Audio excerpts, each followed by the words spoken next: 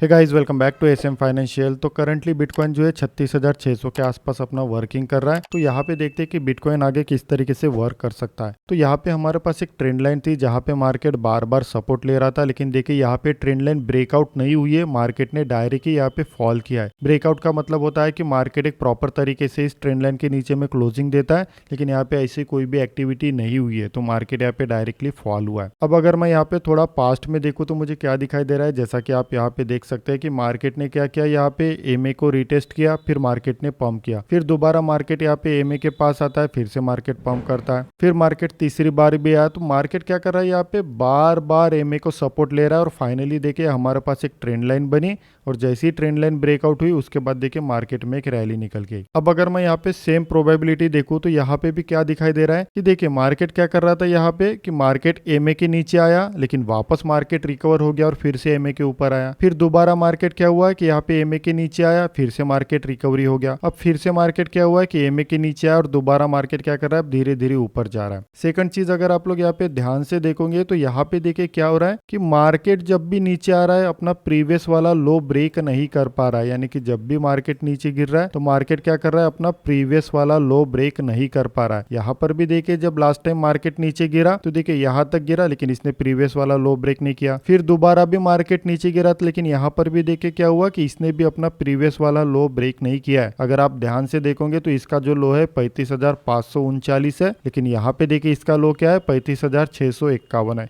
मतलब यहाँ पर भी मार्केट ने दोबारा फिर से लो ब्रेक नहीं किया। यानी कि मार्केट जो है अपने प्रीवियस वाले लो को ब्रेक नहीं कर पा रहा है। इसका मतलब है कि मार्केट करंटली अप ट्रेंड में ही है। तो ट्रेंड का मतलब यही होता है कि जब भी मार्केट ऊपर जाता है अपना प्रीवियस वाला लो ब्रेक नहीं करता और फिर से एक रैली देता है, फिर से नीचे आता है, प्रीवियस वाला लो ब्रेक नहीं करता है, फिर से रैली देता है। तो करंटली यहाँ पे मार्केट लो ब्रेक नहीं कर पा रहा है। अब देखिए यहाँ पे मुझे ऐसा लग रहा है कि देखिए बार बार मार्केट यहाँ पे क्या हो रहा है, एमए के नीचे आके वापस रिकवरी दे रहा है, फिर से एमए के नीचे आया वापस रिकवरी हुई। तो यहाँ पर भी एक प्रोबेबिलिटी हो सकती है कि तीसरी बार भी मार्केट आके वापस रिकवरी दे सकता है और एमए के ऊपर जो है सस्टेन होने की कोशिश कर सकता है। तो यहाँ पे अगर हम लोग देखते हैं तो यहाँ पे देखिए एक लास्ट रेजिस्टेंस जोन है जो कि लगभग यहाँ पे 27,000 के आसपास जो है एक लास्ट रेजिस्टेंस जोन है। अगर मार्केट इस रेजिस्टेंस से रिजेक्शन लेता है और दोबारा एमए के नीचे क्लोजिंग देता है तो उस समय हो सकता है कि आपको एक हल्का सा मतलब कि फॉल दिखाई दे सकता है, जो लगभग यहाँ पे 35,000 के आसपास निकल के आता है, यानी कि 200 एमए के आसपास आपको दिखाई दे सकता है। लेकिन मार्केट ने जो है यहाँ पे रिजेक्शन लेना चाहिए। तो करंटली तो आपको वेट एंड वॉच करना है और देखना है कि क्या मार्केट 37 के आसपास जो है रिजेक्शन लेता है या नहीं लेता है। अगर मार्केट 37 से रिजेक्शन लेके दोबारा एमए के नीचे क्लोजिंग दे रहा है, इसका मतलब है कि मार्केट में फॉल होने की प्रोबेबिलिटी बढ़ जाएंगी। उसी प्रकार अगर मार्केट दोबारा इस रेजिस्टेंस जोन के पास वापस आ जाता है, ठीक है, जैसा कि ये रेजिस्टेंस जोन है जहाँ पे मार्केट बार बार रिजेक्शन ले रहा था, अगर चौथी बार भी मार्केट यहाँ पे आता है तो उस समय हो सकता है कि आपको एक बड़ा सा पंप दिखाई दे सकता है और उसके बाद फिर मार्केट में एक डंप दिखाई दे सकता है। साथ ही अगर मैं यहाँ पे ओपन डेटा की बात करता हूँ तो देखिए ओपन डेटा जो है न्यूट्रल है, लेकिन यहाँ पे देखिए मेरे पास दो लेवल दिखाई दे रहा है। एक दिखाई दे रहा है 34 का, जैसा कि आप देख सकते हैं अगर मार्केट नीचे गिरता है तो यहाँ पे 34 तक नीचे गिरने की प्रोबेबिलिटी दिखाई दे रहा है। उसी प्रकार अगर मार्केट धीरे धीरे ऊपर जा रहा है तो यहाँ पे देखिए कई सारे रेजिस्टेंस जोन है, जैसा कि 37 का भी एक रेजिस्टेंस जोन है, 37.40 ये भी रेजिस्टेंस जोन है। तो यहाँ पे आप देख सकते हैं कई सारे रेजिस्टेंस जोन है। तो करंटली आपको नजर बना के रखना है। अगर आपको यहाँ पे रिजेक्शन मिलता है और यहाँ पे ऐसा कोई रिवर्सल पैटर्न दिखाई देता है तो आप जो यहाँ पे शॉर्ट सेल के लिए प्लान कर सकते हैं, अदरवाइज शॉर्ट सेल मत करिए। जब तक मार्केट में आपको कोई कंफर्मेशन नहीं मिलता तब तक मार्केट में हाथ मत लगाइए। सेकंड चीज, लर्निंग काफी ज्यादा जरूरी है। जिन लोगों को नहीं पता है टेक्निकल एनालिसिस या फिर जिन लोगों को नहीं पता है कि कंफर्मेशन क्या होते हैं, कैसे एनालिसिस करते हैं, कैसे ट्रेड को एग्जीक्यूट करते हैं, मनी मैनेजमेंट क्या होता है, तो उन्हें एक रिक्वेस्ट है कि वो लोग सबसे पहले तो अच्छे से सीख ले तभी मार्केट में पैसा लगाए। बिना सीखे आप यहाँ पे पैसा नहीं बना सकते। और जब तक आपको मनी मैनेजमेंट के बारे में नहीं पता होता कि मनी मैनेजमेंट किस तरीके से हैंडल करते हैं, तब तक आपको लॉस ही होगा। तो इसीलिए मेरी एक रिक्वेस्ट है कि सबसे पहले तो आप अच्छे से सीख लीजिए। आप कहीं से भी सीख लीजिए। अगर आप सीखना चाहते हो तो मेरा भी एक कोर्स होता है जिसका लिंक जो आपको डिस्क्रिप्शन बॉक्स में मिल जाएगा। अदरवाइज आपको जिसका भी कोर्स पसंद आता है तो थोड़ा सा पैसा इन्वेस्ट करके कोर्स ले लीजिए और सीख लीजिए। सीखने के बाद ही आपको सारी चीजें अच्छे से समझ में आएंगी कि मार्केट में कैसे काम करते, क्या करते। अगर आपको पैसा कमाना है तो आपको दूसरों पे डिपेंड नहीं रहना पड़ेगा, खुद पे डिपेंड होना पड़ेगा। और जब आप खुद पे डिपेंड होंगे तभी आपको सारी चीजें अच्छे से समझ में आएंगी। तो आशा करता हूँ इस वीडियो में आपने काफी कुछ सिखाऊंगा। अगर आप ऐसे और भी वीडियो देखना चाहते हैं तो इस चैनल को लाइक करें, सब्सक्राइब करें और साथ ही दोस्तों के साथ भी शेयर करें। मिलते हैं नेक्स्ट वीडियो में। Thank you.